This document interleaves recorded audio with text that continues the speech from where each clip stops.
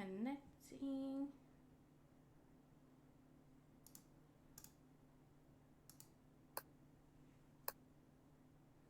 All right, ladies, we are live. So, for, Yay. for those of you watching, hello and welcome to the Written in Melanin channel, wherever this day may have found you. We are glad that you are here. I am Sam Lockhart, and I am here with LaKase Marie Cousino and Kristina Forest. And today we are going to be interviewing her and talking about her book, I Want to Be Where You Are, and a little bit about her upcoming novel, Now That I Have Found You. Did I say that right? Now That I Found You? I added an Yes, extra word that's in there. right. And if you guys are familiar with this, you know that the chat is live. So if you're here, please pop in, say hello to us. If you'd like to talk to Kristina, throw your questions in there and we will ask them for you. And yeah, that's all the good stuff. So, are you ladies ready to get into this? Yeah, let's Yeah. do it. All right. So, first of all, thank you for coming on the Written in Melanin channel. Thank you for being here. We're excited to have you. Thank you for having me. Absolutely. So I guess let's start with the beginning. Yeah. I Want to Be Where You Are. For those people who haven't read it, can you give us like a brief synopsis of it? Yes. So I Want to Be Where You Are is, oh God, I haven't pitched this book in so long. I Where You Are is a YA rom-com about a ballerina named Chloe who goes on a road trip for a ballet audition. And her neighbor, a boy named Eli, hijacks her trip with his dog. And along the way, because he also has to go to essentially the same destination that she's going to. And along the way, they have a lot of fun adventure and get into some shenanigans. That's like the gist of it. Yeah. The shenanigans. Yeah. Lots of shenanigans. Yeah. Lots of shenanigans. So now that we kind of have that set as the ground base, I want to know, first of all, kind of, can you tell us where this idea came from? Because Yeah. you usually don't, first of all, you don't get a lot of books about Black ballerinas. And if they are, they're usually like children's books. And then Yeah. you also don't get a lot of road trips with, senior citizen dogs. So, where did this idea originate from? Yeah. So, like, majority of the plot I actually dreamt. I do that a lot. I dream a lot of story ideas. Maybe not the whole thing, but like essential parts of plots, like characters and stuff like that. I dreamt majority of this story. It was my second year of grad school, and I was working on my thesis, which was basically I was like trying to finish a novel for my thesis. And while I was in the middle of working on that, one day I just had a dream about this boy and they were in a car and they were going somewhere. I didn't know where they were going, but I knew that like there was like some kind of goal that the girl, that's all I really knew, was that they were going somewhere. And then when I woke up, I just started to write down what I dreamt about, like the two of them, and the story just kind of came to me, really. I mean, there are some essential parts of it that have changed, but the idea of it being a road trip between a boy and a girl, and she has this goal that was there, and that it was going to take place over like a week, that was always there from the beginning. Originally, it was actually a piano player. I wanted her to have something to do with the arts. But I played the piano for maybe a month in the first grade and I quit. So, and I don't like to do research. So Right. I was like, well, what can I do? What talent can I give her that requires no research from me? And that's ballet, because I was a ballerina until I was 17. Okay. And so I was like, well, this will be super easy because I don't have to do any research. Right. And so that's why she's a ballerina. And as far as the dog, so like It took me a little bit to figure out the nature of Chloe and Eli's relationship.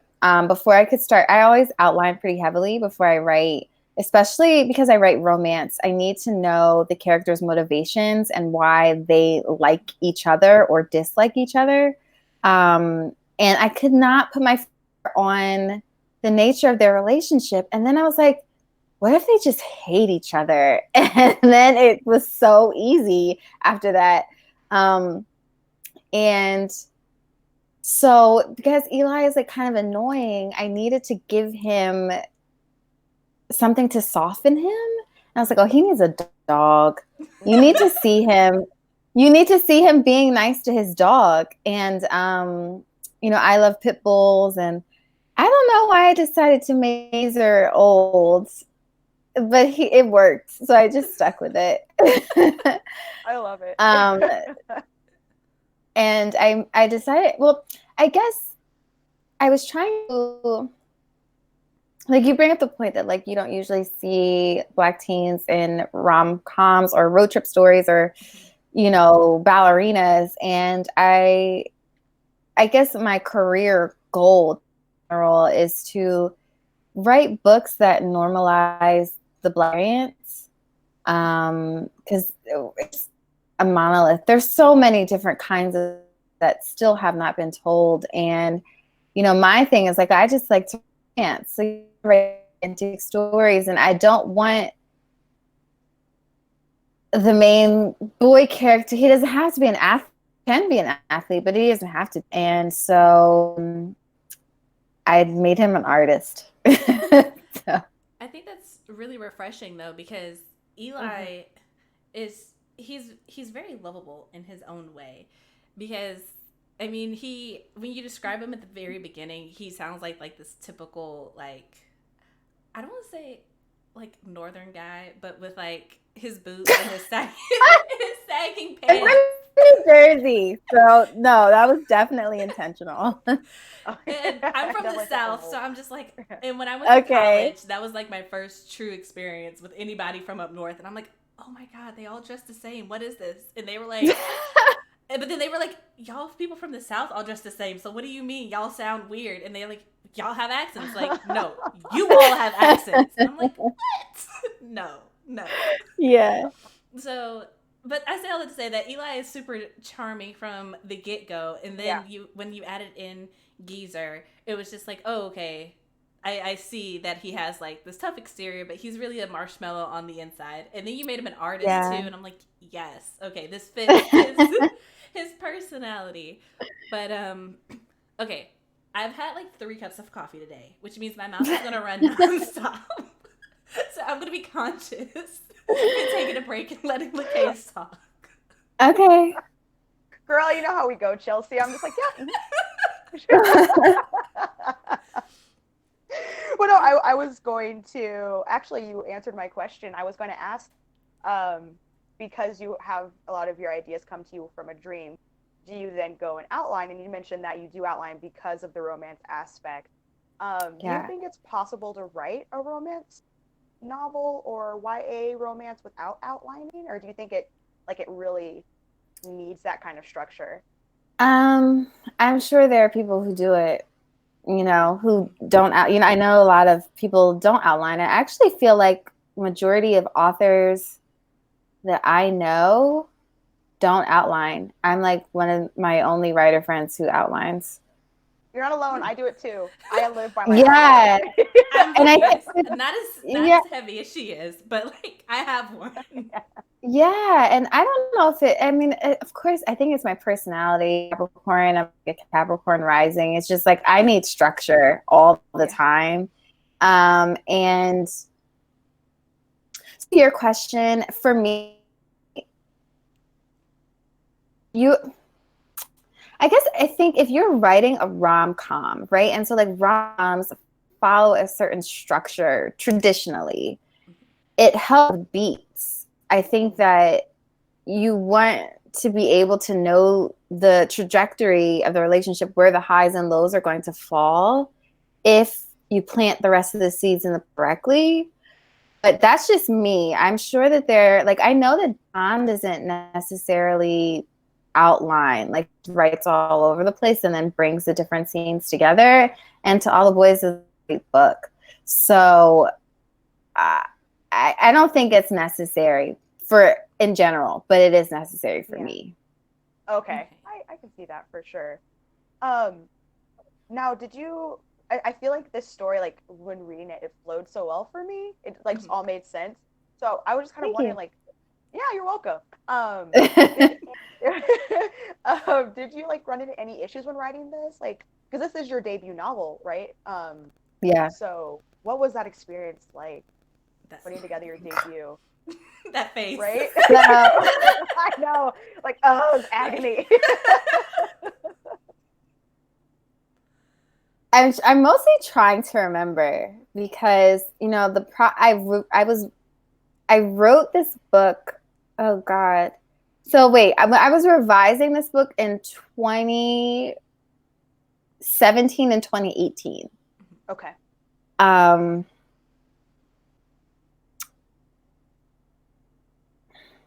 So I'm trying to remember, but I do know I had to cut 20,000 words at one point. My editor was wow. There were a lot of scenes that had to be cut. Actually the trip was longer. I cut a couple days.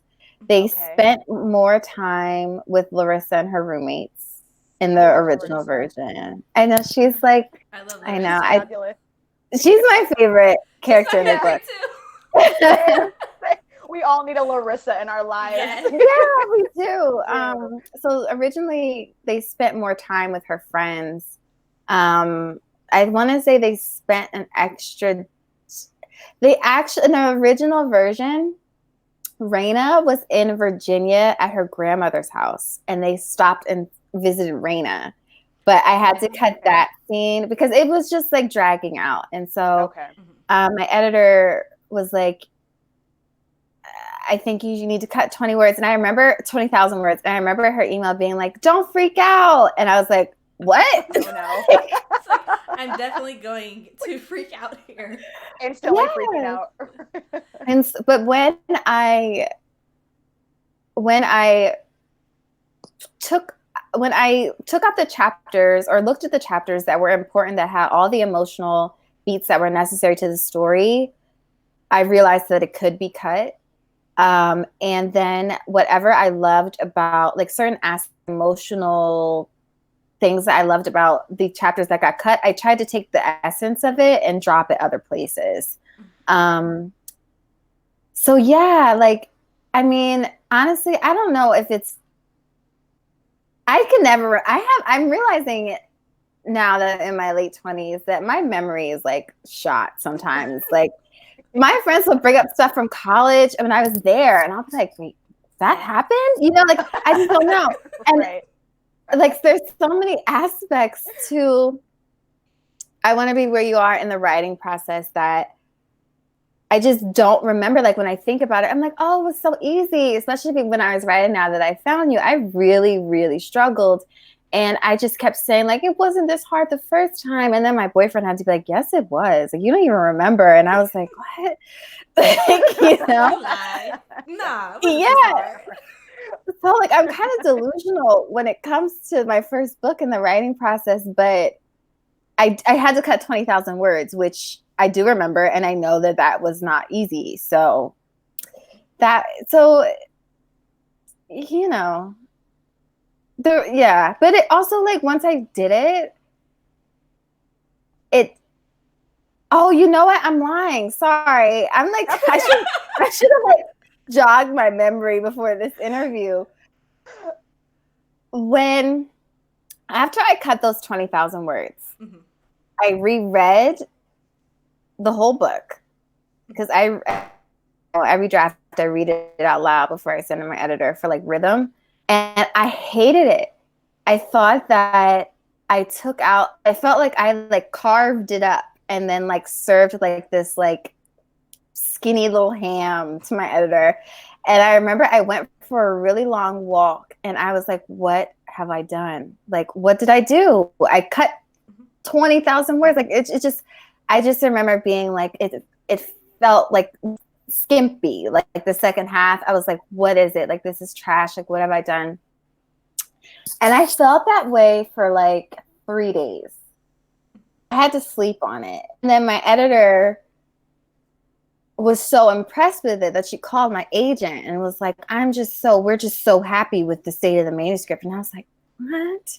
And so that like changed my outlook on it. And now when I read the book, I'm like, oh yeah, those 20,000 words do not need to be there. And it definitely helped the plot of it.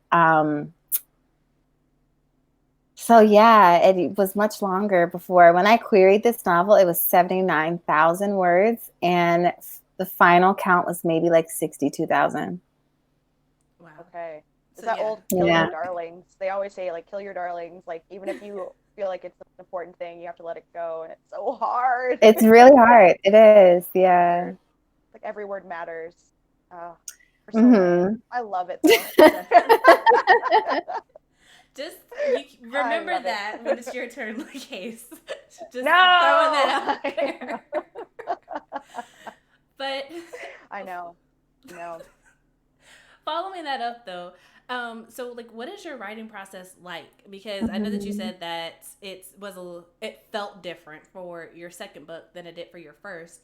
So can you sort of like talk us through that? Like, what is your process normally like, and why did the second book feel so different than the first one to you? So I'm finding that my process changes a little for each project. But it always starts with me. So I'll say for my first book and for like the stuff that I'm working on now, my second book is an anomaly. Like I'm not even going to count that because it was just, I'll get to that experience. But normally I just do a big free write. Like I'll just type whatever comes to me, like all the things that I currently know about the characters, the plot, like I'll just get it all down so that I have everything in one place.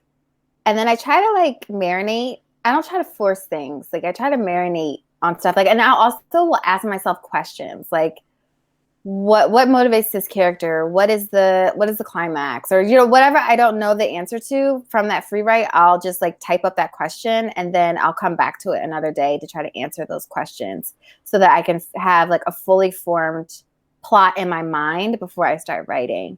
And then what I do is I have this like, I wish I had a picture of it, but it's like this like outline. It's called like Freytag's.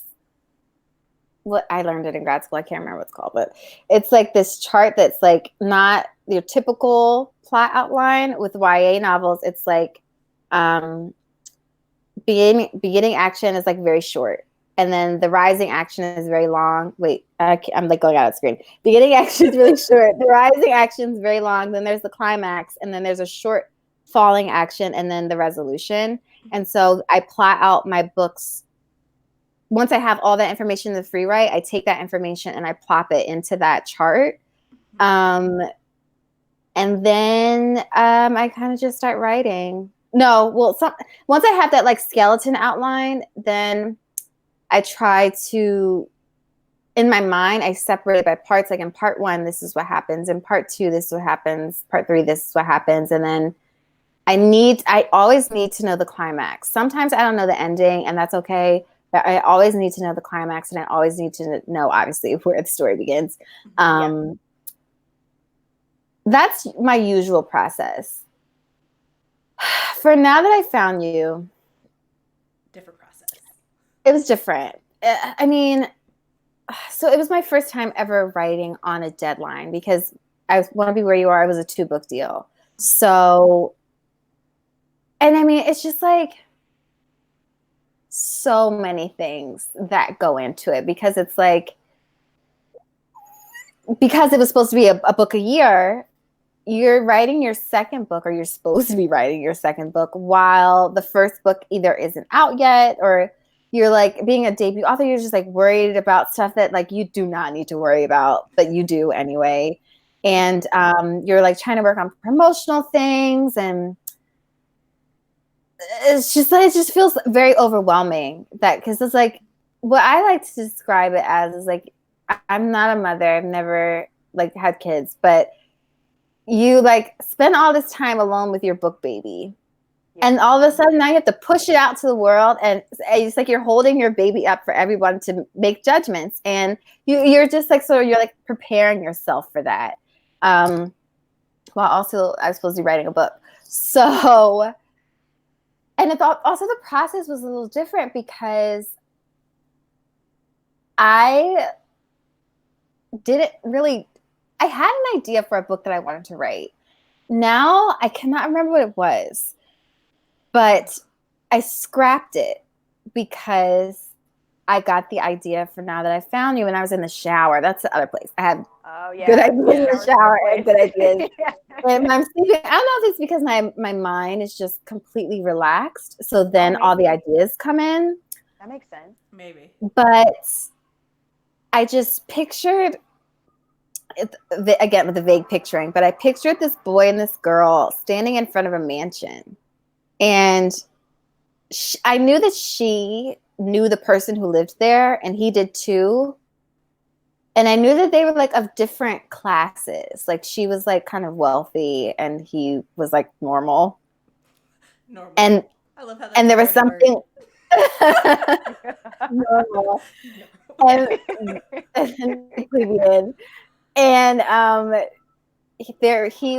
there was like something mysterious about the house. And I was kind of like, or at least the person who lived there. And I was like, oh, what's that about? And then I came up with this like literally like 3-sentence pitch. Well, I tried to be sneaky about it. I emailed my editor and I was like, hey, just wanted to check in on the second book. Like, when were you expecting the first draft? And she told me, and she was like, oh, what are you working on? Obviously, because she's like, don't just send me anything. And I can't remember what I said to her, but I was like, it's a story about this girl who's like, Evie wasn't famous in the beginning. She was in theater school. Her grandmother was always famous though. Mm-hmm. And her grandmother always went missing before like this big event. I can't remember what it was the first time. And Milo was the grocery boy who helps her find her grandmother.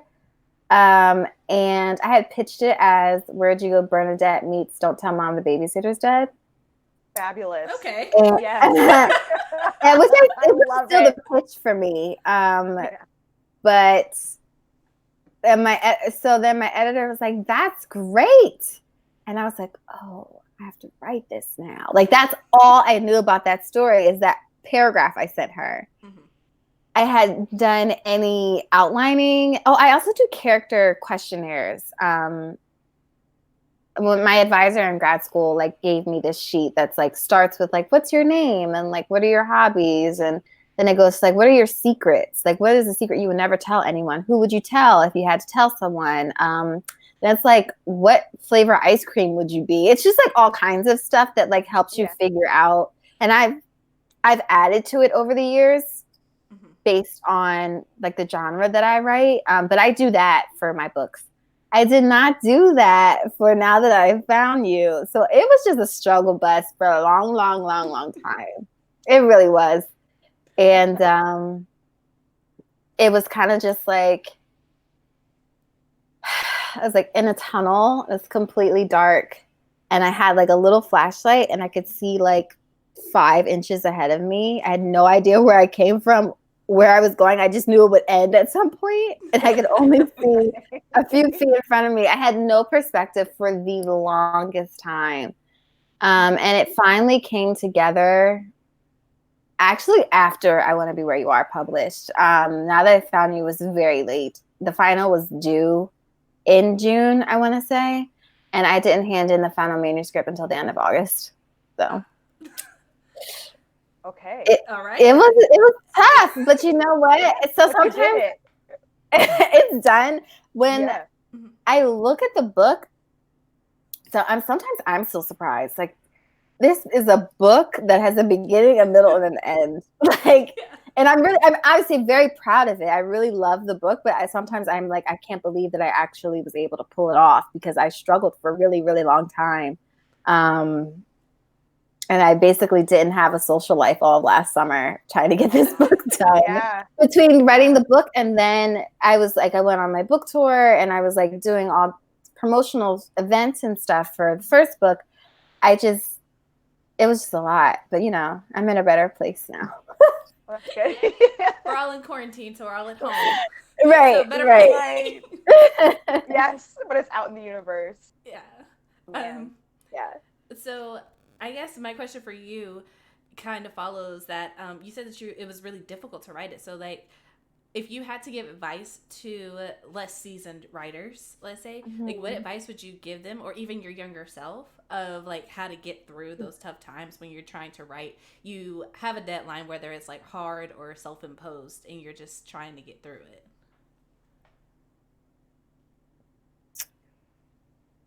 I don't know.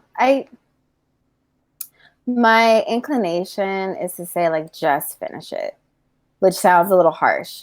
So I don't want to make it that plain and simple. Mm-hmm. Overall, though, it is just like if you legitimately think that the story you're writing is like trash for legitimate reasons, and you feel as though you are wasting time, scrap it by all means. You know what I mean? Like, yeah. But if there's something there that you still believe in the story, then you owe it to yourself to try to finish it. That's the way I look at it, you know, because like to be an author, your career depends on a few various things, but it mostly depends on you. Like you have to write the book. Otherwise, you are not an author. So a lot of it is like find ways to be able to finish it, you know, find a community of people who will help to motivate you, ask people to read it. If, you know, like I like really cherish my writing group. And, you know, cause we hold each other up cause it's hard to be an artist and to essentially try to live off your creativity. That's cause it all depends on you. And so that's not very easy. But my advice is just like, if you believe in the story, you owe it to yourself to try to finish. So try to finish. I know that I don't know how that sounds, but that works. No, that's good advice. That's kind of my like. You just try your best to finish. Yeah. Yeah, I like. I feel like you verbalized that really well, because Chelsea and I have tried to like explain like when to leave a book or when to stay with it, and I like what you said, that like if you really and truly cannot find a way to do it, versus like, you know, is it really bad, or like are you like hitting a wall? I feel like that's the hard thing to understand. Yeah. Like, sometimes like you just need to walk away. Sometimes it's not trash. So, but it's like hard. It's hard to discern that. I think.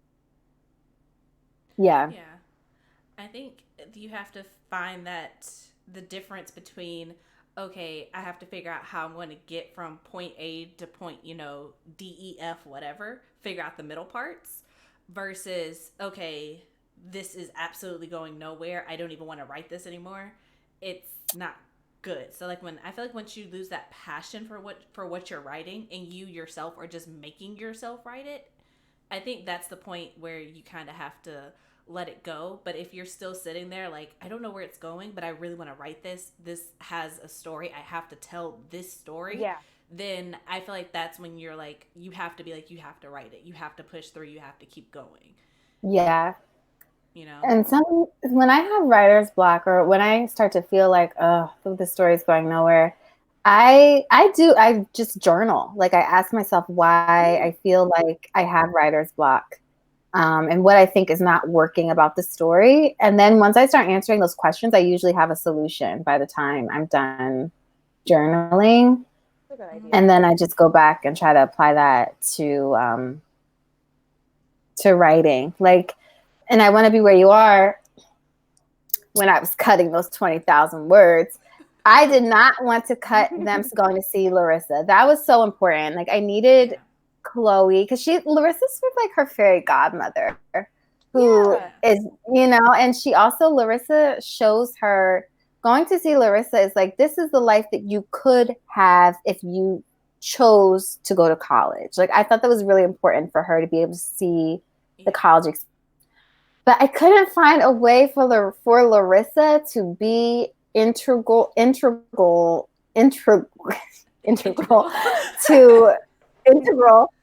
to like Chloe specifically. Mm-hmm. I could not find a way to tie her more into the plot without her just being like, let's just go to see Larissa. I needed her to have a little bit more significance.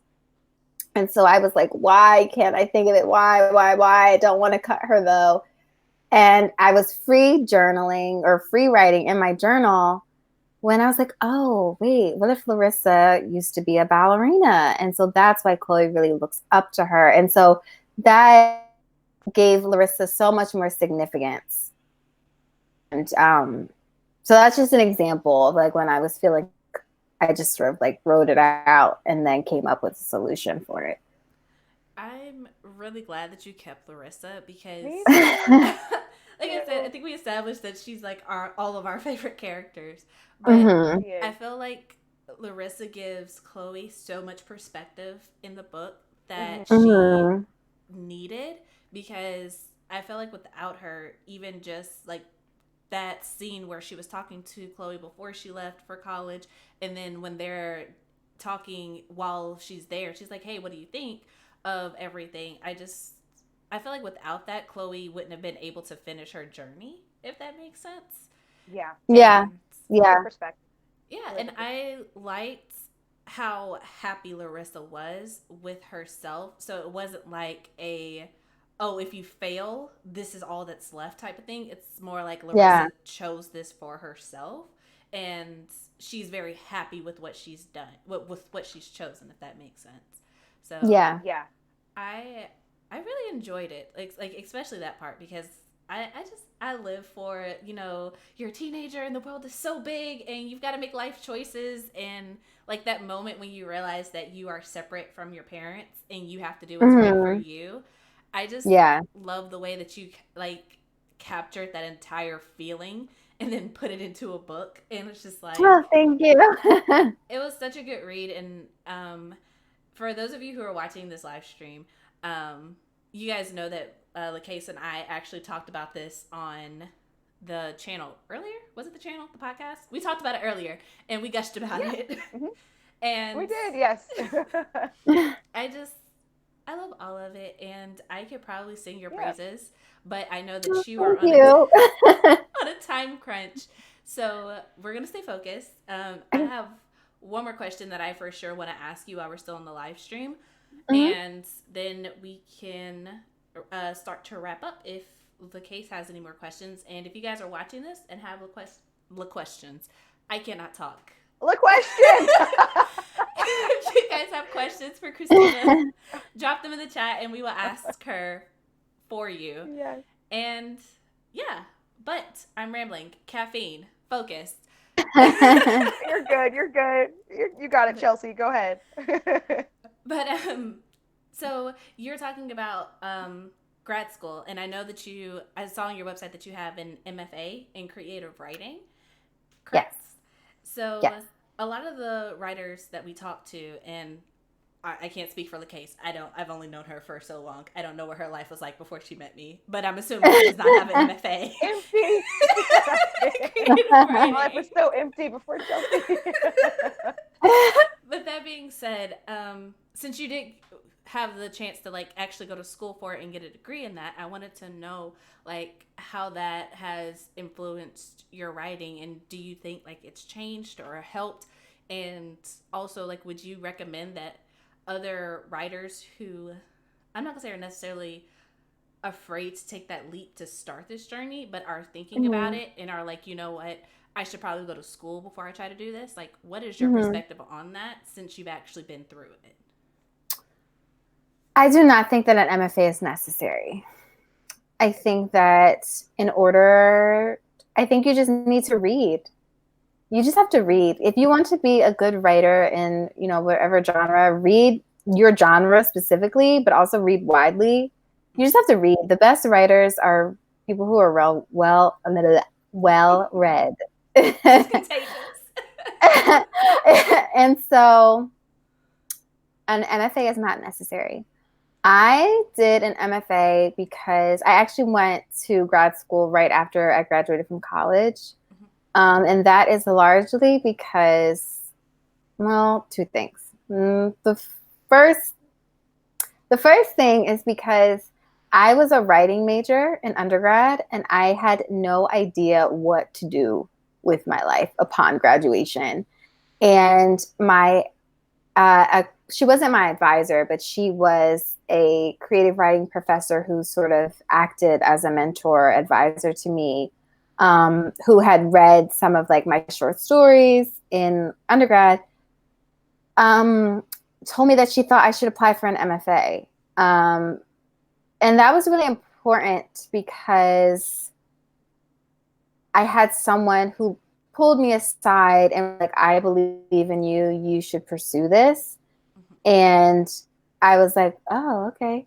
Like, I knew I wanted to be a writer. I wanted to be an author, but I didn't know what I know now. I knew nothing. I just knew nothing. You know, I was just like, I didn't even think about how books were made. They just appeared on the shelves for my entertainment. And I knew nothing. And so she was like, you should apply for an MFA. And I was like, oh, cool. Got it. And so I applied to different programs, and, you know, I was watching a lot of Sex and the City, and I was obsessed with Carrie's life. And I've always wanted to live in New York, like since I was a kid.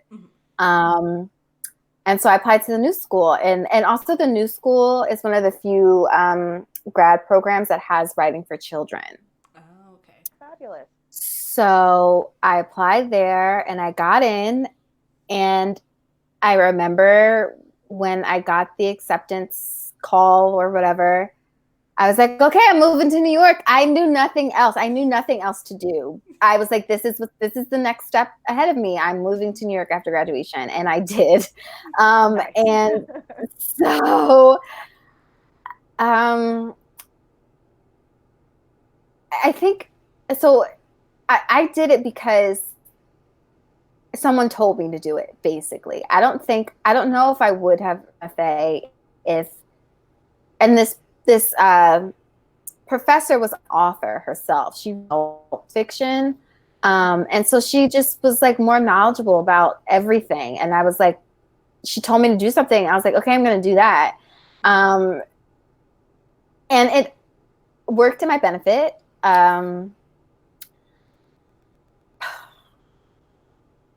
Need an MFA though. I think that there are people from my program that I'm very close with. We are still writing partners, and so I cherish the program for the people that it brought me.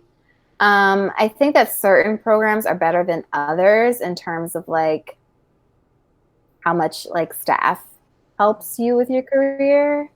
I had a really great thesis advisor, Jill Santapolo, who she wrote like middle grade. She wrote a couple YA, but now she's mostly known for like her women's fiction. And so during the thesis process, she basically treats it like because she's also an editor at Penguin, like when a Penguin teen imprint. She basically, we had an editorial process over the course of 4 months. We revised the book, and it taught me about deadlines and how stressful they can be, but also like what an author-editor relationship is. And so in that way, I felt prepared. And also because I was in New York, I also work in publishing full time. Okay. And while I was there in grad school, I started applying to internships because I wanted to be able to get an inside look at the publishing industry. That was like 5 years ago, and I'm still working in publishing now because I liked it. And also New York is really expensive, and I wanted to stay, and I didn't want to have to solely rely on, because it's just so up in the air, you know. I wanted more stability. And I don't have like independent wealth. I didn't come from like a wealthy family. I understand that. So I need to work. And Right. Yeah. so in that way, having an MFA on my resume and also showing that like I had connections to professor, or just that I was knowledgeable about the industry, the children's industry, helped me get internships and then later a job. But it's an MFA is not necessary. I feel like there are more authors without MFAs than those with MFAs. So that was a very long answer, but no, I don't think we need one. Well, it definitely answered the question. So That's helpful. Yeah. and it's I good think to it know. also shines a light on the fact that a lot of times it's not what you know, it's who you know. That's Yeah. something that I learned in college. It's just like you can know a lot of things, but unless you have someone who can help you get your foot through the door so that you can show that what you know, show what you know, it kind of, I don't want to say it doesn't matter. I'm just going to say it's a different type of challenge. It is. And I will say that, like, with the exception of my thesis advisor,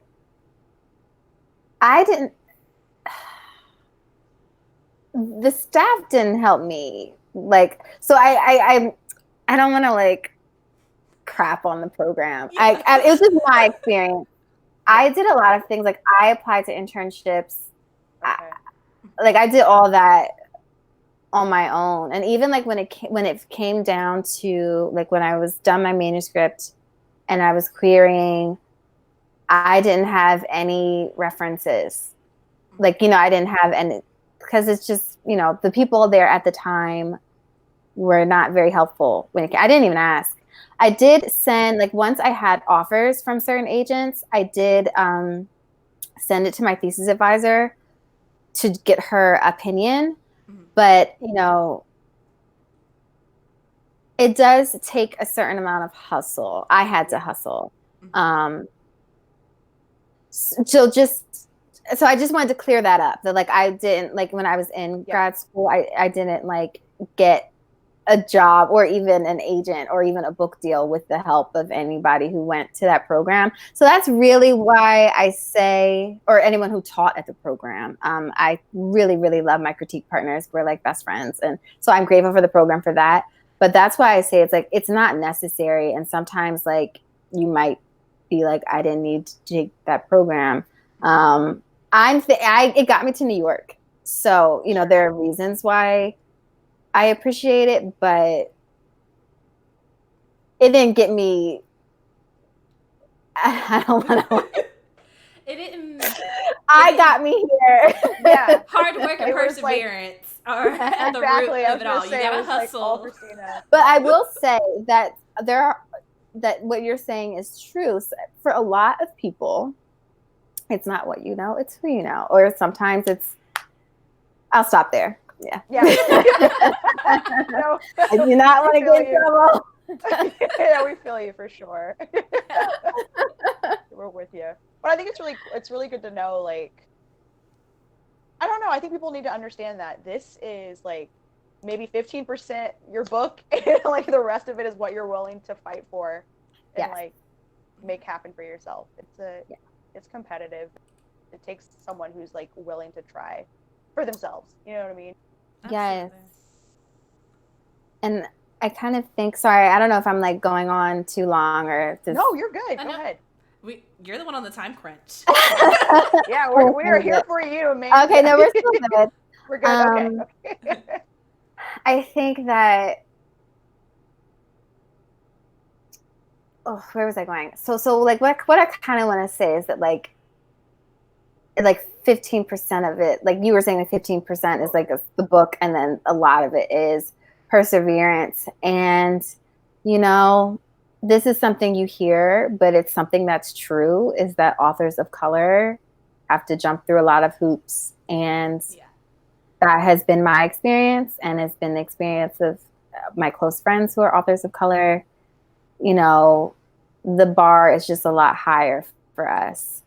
And you have to have thick people will say ignorant things, because of their own biases that they are not aware of.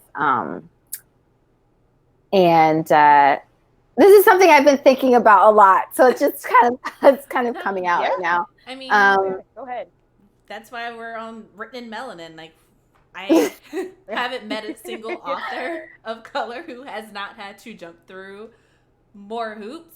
And it's just like, it's not right, but it is what it is. You know?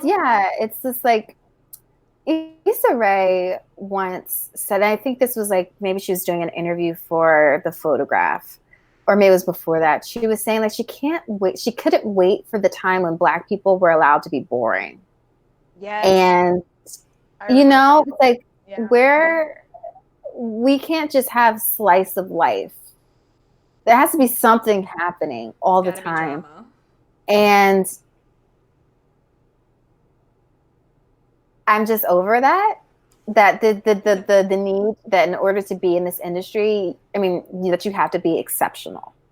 Yes. Whereas, you know, other people don't have that same set of criteria. That same standard. Yeah. Yeah.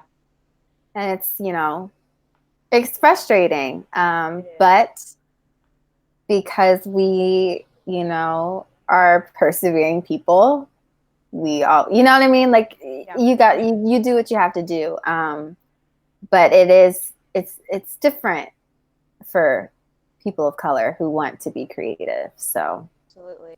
Yeah. I was like literally just talking with my husband about, I'm like, I just would like to be allowed to be like mediocre. Like, you know, let me just be like average. Let me just enjoy my little middle of the road life. Like, let me just live. Let me go to McDonald's every Wednesday. You know what I mean? But like, we really can't just be regular people. It's like either you're, you know, who's like the top. I don't, like you said, like Issa Rae, like, but there could only be one Issa Rae at a time. You know what I mean? Like, the one exceptional person, and like the rest of you gotta wait for her to like mess up minorly, and then you can like slither in. So I feel like we're only allowed to be in like a single file line. Like there could only be one at a time, where everyone else, like Highlander. Everybody else is just like, oh, join the club, and we're all like, okay, we've reached max capacity. We've got to wait for somebody to leave before we can enter. Yeah. And you know, like, and that's a thing that people say. It's like, I think maybe people are trying to get better at it, but it's like, oh, well, we have this book about a Black kid. We can't take your Black kid book. Right, it's like, well, actually, that book is about Black astronauts, like completely different, you know, but it's. Yeah. I feel you. we have like a communal, like, we all know. That's kind of like why Written in Melanin exists in the first place, because, you know, LaKase and I are the same mindset where it's just like, this should not be the case. Like, just like you have so many books by, let's just say non-people of color, who like literally have the same book like 8 million times. Yes. And every time it's just like, oh my God, this book is so amazing. I've never read a book like this. Lies. The book next to it on the shelf is exactly the same. It's fine. It's like the standard is just different. Other people are held to a different standard, and it's really annoying. Yeah. I feel like I can say that now that, like, you know, when I was a debut author, I was kind of just like, oh my God. And, you know, you come down from that really fast. And so now I'm just like, my motto, I guess, or just like my mindset is like, I'm just going to be honest. That shit. Oh, excuse me. That's really annoying. It's really annoying. And I'm tired of it. And I think I owe it to people, you know, who also are authors of color who want to write romance, whatever, that, you know, to be honest, that it's annoying. And, you know, hopefully by the time, you know, you guys publish your books and other people publish their books, it'll be a little bit easier. But right now it's really annoying. So. We're going to believe you.